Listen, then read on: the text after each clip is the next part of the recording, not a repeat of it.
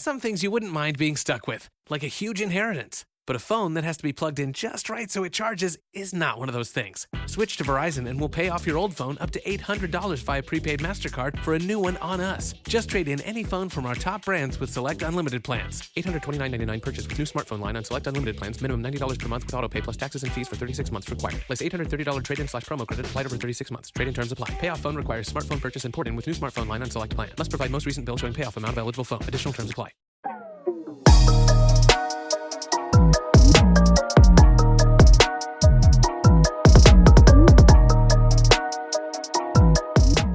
Welcome back to Mama Mystery. I am your host, Kelly. I am your co-host, Austin. Today, we have a really sad, horrible story for you. But before we get into it, let's shout out some Patreons. Let's go. Bring it. All right. We've got Heather Reed. Heather, bring the fire. Heather Godel. Heather's bring the fire. Sharon Cook. What's up, Sharon? Aaron. No last name. Hello, Aaron. No last name. Taylor McCrae. Okay. Heather Albert. Heather. Coming in hot on the Heathers. We got a lot of Heathers. Yeah. Melissa Frederici. Okay, cool name. Erica Miller. Dope. Ashley Amberger. Awesome. And Alexis Dickerson. And Heather. And another Heather. No, I'm just kidding. There's no more Heathers. But that was a lot of Heathers for just one quick. We just all of a sudden got a bunch of Heathers. Yep. Go Heather. Very cool. Today's episode is recommended by Jenny Myers. She sent us a message on our mamamystery.com request form where you can fill out a form to request a case. I get messages all the time. That is the best place to request an episode. I can keep them all straight that way. So thank you so much for your recommendation.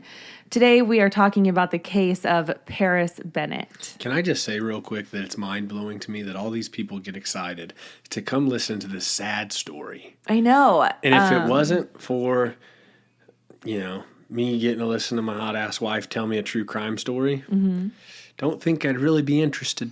Well, you're not alone. I feel like this is definitely a female-dominated field. It's for sure. Definitely an audience of mostly women. So, we got to keep ourselves safe. Let's go. From you monsters. Come on. Come on. Sherry Papini. She was just a liar. Well, she was a monster. Listen, we have so many stories of women who have committed crimes. So I got nothing. I got nothing. All right. Today we're talking about the case of Paris Bennett. But to understand the full picture, we must start, I believe, just a little further back with Paris's grandparents. So this story begins in the 70s in Cobb County, Georgia, just northwest of Atlanta, with James Robert Bennett and his ex-wife, Kyla Bennett. Kyla and James, who also went by the name of Bob, they had a confusing relationship. They'd both been married multiple times before, and they got together and they had a daughter named Charity. Neither of them really came from much, but together they built an empire within the world of trucking. This empire provided them with the life of luxury, including a white Rolls Royce, lots of trips to Vail and Fort Lauderdale and Miami. They partied in the hot spots in Buckhead, which I know you're familiar with that area. Buckhead, Atlanta, booming. Mm-hmm. I'm not really a fan, but a lot of people love it. Really? Why aren't you a fan? It's too many people. Oh, because it's just so populated. Oh, it's like people on top of people on top of people on top of people. Mm-hmm. And I don't know how it was in the 70s, if it was maybe a little less developed than it is now, but it's popping though. Everything you can ever imagine is there. You want to shop, you want to eat, you want any kind of cuisine. I mean, it's Buckhead, Atlanta. Yeah. It's where a bunch of stars are. Yeah. Like, it's intense. And I bet it was popping in the 70s. Oh, for sure. And I think that's where like the big nightclubs were too at the time. So they were there a lot. Atlanta is the busiest airport in the world for like, I don't know, like a decade or two. I hate flying into Atlanta. That's crazy. I just would never guess that. Atlanta, of all places. Yeah. But anyway, they, spent a lot of time in Buckhead. And Kyla had enough shoes and diamonds to make even a Kardashian green with envy. They lived in this beautiful mansion within the Atlanta Country Club Estates worth nearly $650,000, which would be today's value, but it was a beautiful home. And although Bob founded the Bob Bennett Trucking Company, it's literally called the Bob Bennett Trucking Company, Kyla was the president and managed the company. So as the company grew and they made more and more money, Bob would go out and just live it up while Kyla worked day, night, and weekends to keep the business running. He started seeing multiple other women, taking them on trips with him to Miami and Vail. And I mean, he was philandering with multiple women. Trying to be like Dan Bilzerian. Yes, exactly. And eventually, he and Kyla split up. And Kyla took over the business and the ownership of their home with their daughter, Charity. But they wouldn't stay apart for long. Even though Bob proposed to his girlfriend, Betty Forth, with a 2-carat diamond ring in December of 1979, he and Kyla stunned everyone when they got remarried just a few months later in Vegas on March 9th of 1980. While he was engaged? He was engaged to Betty, his longtime girlfriend, and then he was divorced from Kyla, but he remarried Kyla just a few months later. That's pretty wild. So according to Betty, the girlfriend, she was aware that Bob was going to remarry Kyla, but I guess he had convinced her that it was the only way he could regain control of the business and ownership of their home. So he had this plan in mind, right? But after the Vegas nuptials, she was taken aback when Bob told her that she had to vacate the condominium that he had purchased for her by March 12th, or she would be forcibly removed. So, I don't know. Bob's not the best guy. Bob's playing games. Bob's playing a lot of games. And then just 2 days after Bob and Kyla were remarried in Vegas, Bob was murdered in the foyer of that mansion in the country club. No way. By who? I don't know. He'd been shot in the head, heart, and twice in the back with a .357 Magnum. It wouldn't take long for Cobb County Police to believe that they had enough evidence for prosecutors to prove that Kyla caused her husband's death, even if she wasn't the one who pulled the trigger. They believed that Kyla conspired with a former employee of the trucking company named Clarence Jerome Phillips to kill Bob for a $100,000 insurance policy and also over his philandering. Kyla, who was only 29 years old at the time, was arrested a month after the murders, but she was eventually tried and acquitted later that June. Had she not been acquitted, she could have faced the death penalty, leaving 6-year-old Charity without either parent. So Charity's childhood was a bit neglected by her mom. Kyla was very selfish, and she even admits that she had a life besides just being Charity's mom. And Charity wasn't about to hold her back from living that life. And she even made a comment like, Charity had a hard time with me not giving her all my attention, and she required a lot of it. Well, yeah, she's your daughter, and, kids typically do want attention from their parents. Mm-hmm. It's not really that groundbreaking. But she admitted that Charity was always cared for, and she just wasn't around a lot. Mm-hmm. So Kyla eventually remarried to what Charity said was a piece of shit who had a thing for beating up women and old men. So by the age of 16, Charity moved out of her mom's house and moved in with her boyfriend. It was also at the age of 16 that Charity tried using heroin for the first time. The moment that she tried it, she knew she was hooked. She did it every single day after that, sometimes mixing it up with cocaine or ecstasy, weed, or mushrooms. And at one point, her addiction got so bad, she was down to only 90 pounds, and she had an abscess on her arm that nearly threatened the need for amputation. So when she went to her mom begging her for help, she begged her mom to put her into a treatment facility. But Kyla told her she was just going through a phase and that she was weak. Oh, my goodness. So this chick's in the grip. Mm-hmm. So Charity was able to get into a rehab on her own, and she got clean, but she was miserable. She was a sophomore in college when she became pregnant with her son, Paris. Props to her for getting clean. Yes. I mean, that is not easy. That's insane, yeah. Especially to do it on your own and when you're that young. Mm-hmm. I mean, yeah, that's really, really hard. So she became pregnant with her son, Paris, and that pregnancy kind of renewed her sense of purpose by giving her something or someone to live for. Now, Paris's dad wasn't involved in his life. He suffered from paranoid schizophrenia, which they learned when Paris was 2, that he was diagnosed with paranoid schizophrenia. And he had audible and visual hallucinations. When Paris was little, it was obvious to Charity and Kyla that something was a little off with Paris. He wasn't very sociable or affectionate. And when he was 3 years old, they were visiting Charity's mom's house in North Carolina. So they were at Kyla's ranch. And it rained a lot. And when it rained a lot, all these frogs would just come out. Mm-hmm. And Paris went around the yard, collected about 15 frogs and put them in a bucket. And then he went up to their deck, which was like 30 feet off the ground, and just started throwing the frogs off the deck. And it was hitting the concrete below. Mm. And he told his mom that he just liked listening to the sound their bodies made when they hit the ground. Oh, that's a really evil undertone thing to say from a 3-year-old. That is a red flag. You know, they always talk about like red flags with serial killers and how one of the biggest red flags is them harming animals and how they eventually, you know, evolve into hurting people. Mm-hmm. But definitely a red flag. Mm-hmm. So Paris's childhood was spent between Charity and Kyla's houses. But Paris was used to being the center of attention, and that all changed when Charity became pregnant with her second child, a daughter that she named Ella. Charity tried to make things work with Ella's dad, but he had some serious issues with alcohol. One night he got pulled over by a cop while he was driving drunk, and when the cop came up to his window, I guess just as he was approaching the vehicle, he might have like leaned into the vehicle or something. I'm not really sure how the physics of this happened, but right as he reached into the vehicle, Ella's dad drove off, dragging the police officer for about 75 feet before the officer had to shoot him in the leg to get him to stop.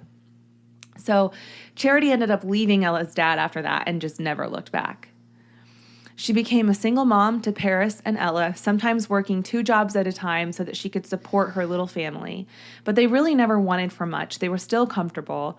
And as Paris got older, it became evident that he was extremely smart. He was eventually given an IQ test and scored 142, which is genius level. How do you get an IQ test? Do you know? Man, I don't even want to. I don't know how you actually get a legit IQ test, but I took one online. I don't know how you do it, but I did one. You're so full of shit. No, I think the ones online are just full of shit. You actually have to go to like a legit Tell place me what you to scored, Kelly. 138. I mean, you're definitely a smart girl. There's no question about it. I don't know about IQ level genius, but you're definitely a smart girl. Take it back. You're definitely a smart girl. Okay. I am very smart. I could be a genius. Definitely could be, yeah. Let's keep going. Anyway, so at home, Paris was making What do you think I would score? Well, after that comment, I'm going to guess about 116. Where's that rank? Lower than mine. All right. Anyway, so at home, Paris was not making very good choices. And for example, when Ella was barely able to stand, Charity happened to catch him on video putting his arm around her neck like he was going to put her in a chokehold. But it appeared that he was kind of just playing with her, maybe roughhousing a little bit, like sometimes kids do. But another video showed Paris in their kitchen one night, and he's just kind of walking around asking mundane questions. And then he asks Charity, "What's the worst sentence someone could say?" Or something along those lines. And she's like, "I don't know." And he said, "How about killed Charity's kids?" What? And Charity was like, "Paris, what is wrong with you?" Like, you could tell she was just stunned and kind of disgusted with like, why would that come into your brain? And probably freaked out because that's eerie and weird. Yes. But Paris was not always making comments like this. He adored Ella. When Charity was pregnant with Ella, Paris was really unhappy about it, and I think he knew this baby was going to take attention away from him. But after Ella arrived, he was obsessed. He would pick out her outfits, he played with her, he was very protective of Ella. When Paris was 10 and Ella was a baby, Charity started organizing and promoting concerts. Between the rock and roll atmosphere, late nights, and partying, Charity fell back into her addiction. She started doing cocaine and occasionally meth. and her addiction spiraled out of control, and Paris ended up having to step up and kind of take care of Ella when his mom was using. It took her half a year to get clean, but by the time she did, Paris was holding a lot of resentment towards Charity. So Charity's business promoting and organizing concerts eventually failed, so she started working at Buffalo Wild Wings. And on the night of February 4th of 2007, it was Super Bowl Sunday, and the Colts were dominating the Bears. Charity was working late to cover the Super Bowl, so she enlisted a babysitter to come and watch the kids while she was at work. Shortly after midnight, police showed up at Buffalo Wild Wings and asked to speak to Charity. And she greeted them at the front, and they told her she needed to come with them. Her daughter was in an accident. She was hurt pretty bad. And Charity told officers to bring her to them. She wanted to see her, but they told her, "You can't go. She's dead."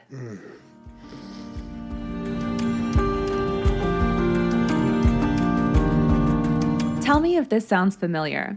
You've been worrying about a health problem you have. Maybe it's a persistent headache, or your eye won't stop randomly twitching throughout the day. So you almost resort to texting your group chat to get your friends' opinions, or even worse, you search your symptoms on Google. But there's a better way to get real medical advice that doesn't include the anxiety-inducing Google machine or a well-meaning group chat, and that is ZocDoc. ZocDoc is the only free app that lets you find and book doctors who are patient-reviewed, take your insurance, are available when you need them, and treat almost every condition under the sun. Thousands of medical professionals on ZocDoc are there to help you. They listen like a friend and give you the expert care you need. Millions of people use ZocDoc's free app to find and book a doctor in their area. Choose from thousands of patient-reviewed doctors and specialists, browse doctor profiles, upload and verify your insurance information, and get the care you need. Go to ZocDoc.com/mystery and download the ZocDoc app for free. Then find and book a top-rated doctor today. Many are available within 24 hours. That's ZocDoc.com/mystery. ZocDoc.com/mystery. Now back to the show. So on the night of February 4th, 2007, dispatchers in Abilene received the following 911 call. Abilene 911. Hello? Abilene 911, go ahead. I actually killed somebody. You think you killed somebody? No, I know I did. My sister. Okay, where's your sister now? She's in the bed. Is she breathing? No, I looked. I feel so messed up. Okay, calm down, okay? I want you to stay on the phone with me, okay? Mm-hmm. Now, what's your sister's name? Her name is Ella. Ella Bennett. How old is Ella? 4. She's 4 years old? How old are you? 13. Is she bleeding anywhere? Yeah, she's bleeding all over the bed. Because I stabbed her. What did you stab her with? A knife. Okay, where'd you stab her? Lots of places. Okay, Paris, where's the knife? It's on the bed, sir. I didn't mean to. I know, Paris. Okay, I want you to stay calm for me, okay? Okay, listen to me. Paris? I woke up and I was hallucinating. You were hallucinating? Yes, and I thought my sister was a demon and I killed her. I want you to start CPR, okay? What I want you to do is take her off the bed. No, I know for a fact that she's dead because do you want to go ahead and try? It might still help, okay? No, I don't think it'll help because... Come on, Paris, work with me. I know I stabbed her lots of times. Okay. Paris? Yes? Take her off the bed and put her on the floor. Okay, hold on. Please don't hang up. I'm not hanging up on you. I thought she was a demon. Okay. Okay, she's on the floor, but I can't stay here because she's all bloody and Paris, stuff. what I want you to do is I want you to put your hands on her chest, okay? And I want you to push 30 times. I want you to count. Okay. All the way to 30, and then blow 2 breaths in her mouth, okay? Okay. 1, 2, 3, 4, 7, 8, 9, 10, 11, 12. Harris?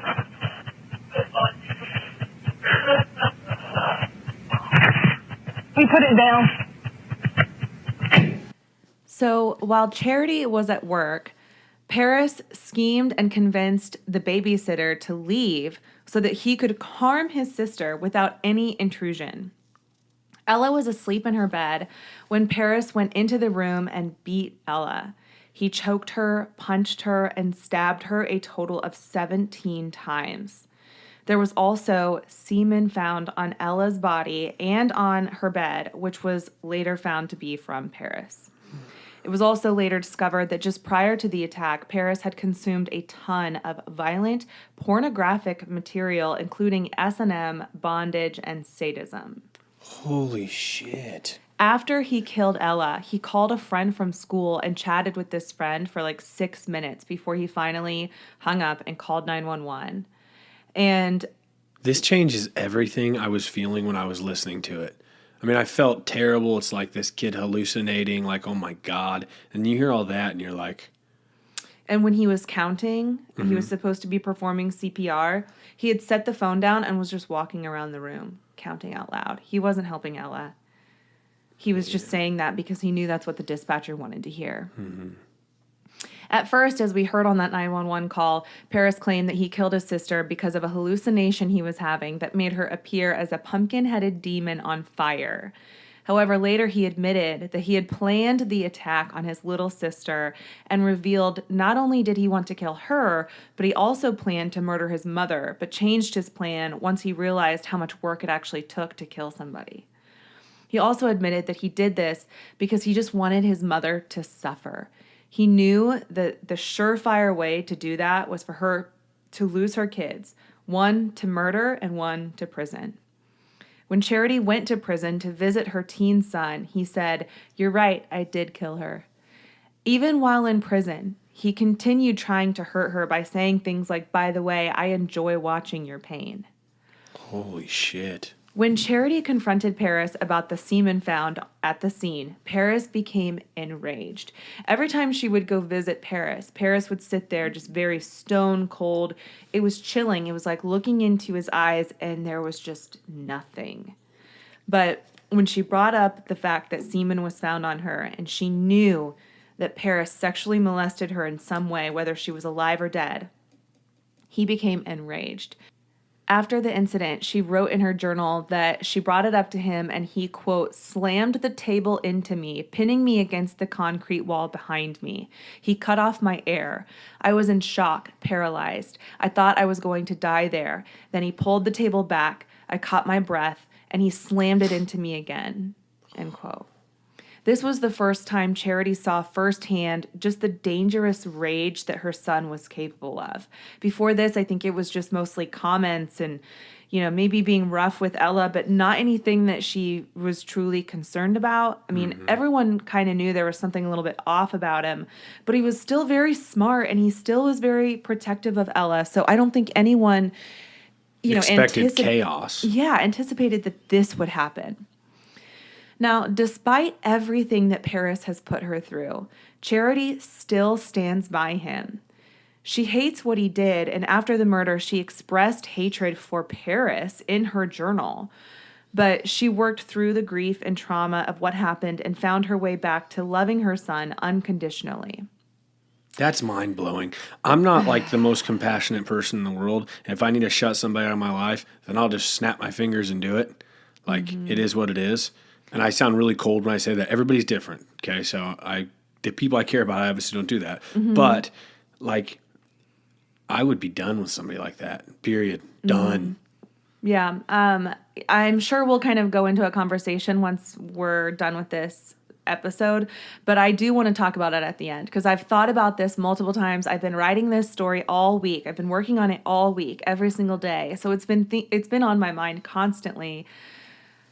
How would I react in this situation? So we'll touch on that at the end. Okay. But In 2012, Charity gave birth to another son who she named Phoenix, and she allows Paris to speak to Phoenix, despite being warned that she should really move far away, change her and Phoenix's names to protect them from Paris if or when he ever gets out of prison.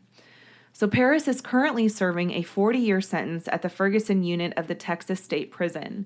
He will be eligible for parole in 2027, but that does not mean he will get out in 2027. And honestly, I hope he doesn't. However, he ultimately has to be released by 2047, and he'll be about 53 years old by the end of his sentence. In an interview with Piers Morgan, Paris said, quote, "For many years, there was just this hot, flaming ball of wrath in the pit of my stomach, and it was directed at my mother. And one of the reasons why I chose to kill my sister and not someone else is because I knew that by doing that, I could hurt my mother in the worst possible way, because I had always known as a child that the most devastating thing to my mother would be the loss of one of her children, and I found a way to take away both her children in one fell swoop. Yes, I did commit a monstrous crime, but does that one mistake define my entire life? I don't think it does." I do, and I think it's evil. Yes, I think he is evil. He is a psychopath. I think It's Satan. it's very easy to recognize it when you're looking at interviews of him, and even just the way he looks now. I mean, the difference in the way he looked as a kid, I'll post these pictures to our Instagram and our Patreon, and you'll be able to see it on our social media if you want to see what he looks like. But there's pictures of him with Ella when he was a little younger, and Ella was like maybe 2. And he just looks like a perfectly normal kid. And then you look at him now, and it's like, he looks scary. His eyes are just black, like there's no soul behind those eyes. And he doesn't talk with any kind of emotion. He's just very flat, and he doesn't seem to express regret or remorse or anything. I mean, it is chilling to watch these interviews. So in 2017, Paris interviewed for the documentary about his family called The Family I Had, which you can find on Investigation Discovery, probably on Amazon too. It's interesting. But he did say, quote, "I chose to do my crime, and I take full responsibility for my crime. And I wouldn't say there was a predisposition to what happened. I'm not insane, and I don't suffer from any mental illness," end quote. But who's to say that that's true? The prison system does not allow much for rehabilitation, nor does it care much about mental health or treating mental health, diagnosing mental health. Paris entered into that system when he was 13, and he has spent his adolescence locked up, and he'll spend his adulthood, or at least most of it, there too. So I don't know. Who's to say that he's not clinically a sociopath? And even if he was there for forever and got out at 50, whatever, like total Shawshank Redemption.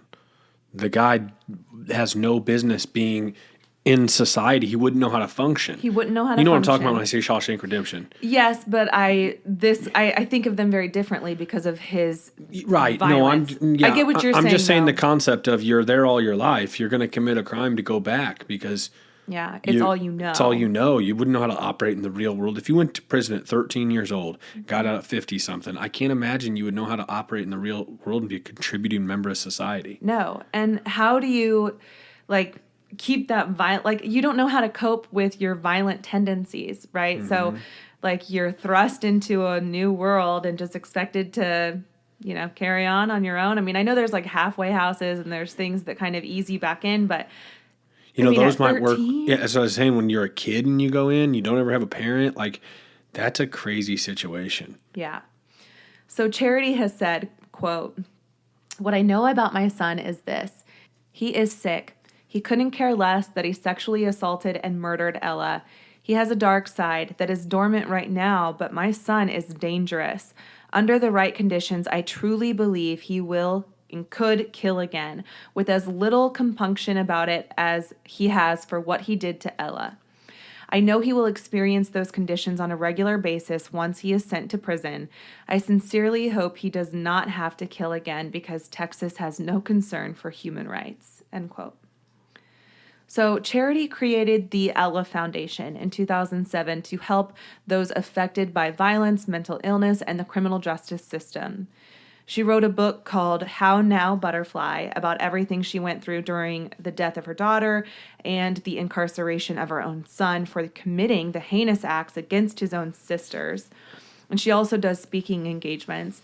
The book, which I did read, is mostly compiled of her journal entries. And so it takes you from the day it happened up until she kind of seems to make a little more peace with it and try to rehabilitate the relationship she had with her son. It's interesting that it's written in journals, so it's like an insight into her head. Mm-hmm. And I think that's definitely the most vivid way you could possibly tell this story, because when you go through something traumatic, I think it's hard to remember the details, further down the road. Mm-hmm. But I also know that she struggled with her relationship with her mom throughout that whole ordeal also. Kyla tried to sue Charity for custody of Paris, tried to sue her for money that Paris told Kyla Charity was stealing from him while he was in prison.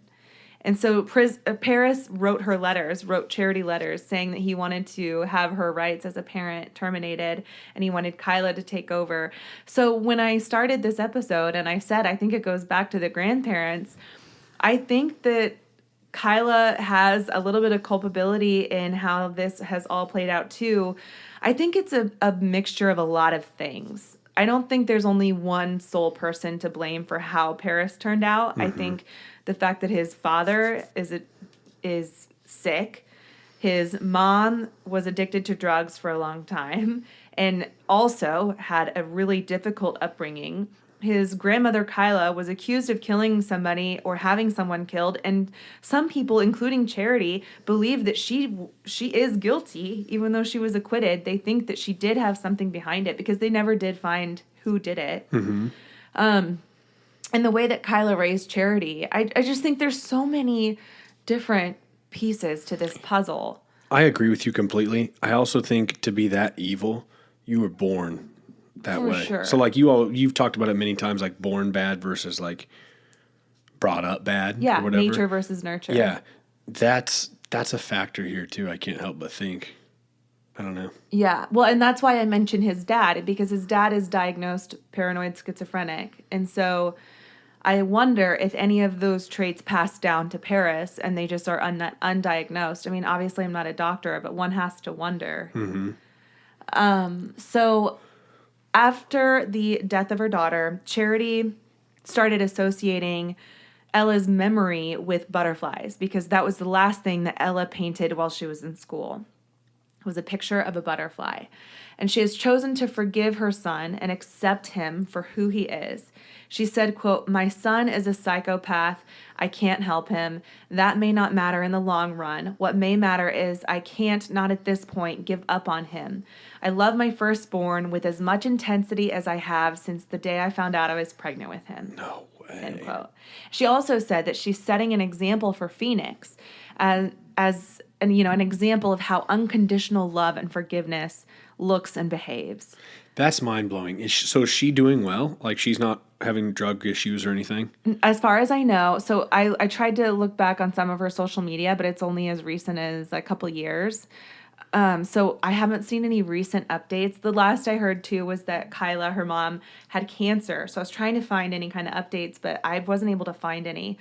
I think she still stands by Paris and keeps in contact with him and allows Paris to speak to Phoenix over the phone. Phoenix can't visit the jail because of the nature of Paris's crime, that it was committed against a child. Mm-hmm. Children can't visit him. But, Phoenix was born with a rare heart condition and required surgery right after he was born. And Paris cried over the phone when he was told that. And he said something about something along the lines of feeling bad that Charity was going through that because she had already been through enough and now she has another child that's suffering. Crazy. But I'm like, I don't believe you. I don't know. I have a son and I'm trying to imagine how I would feel if I were in Charity's shoes. And everybody's different. Everybody grieves differently, to each their own.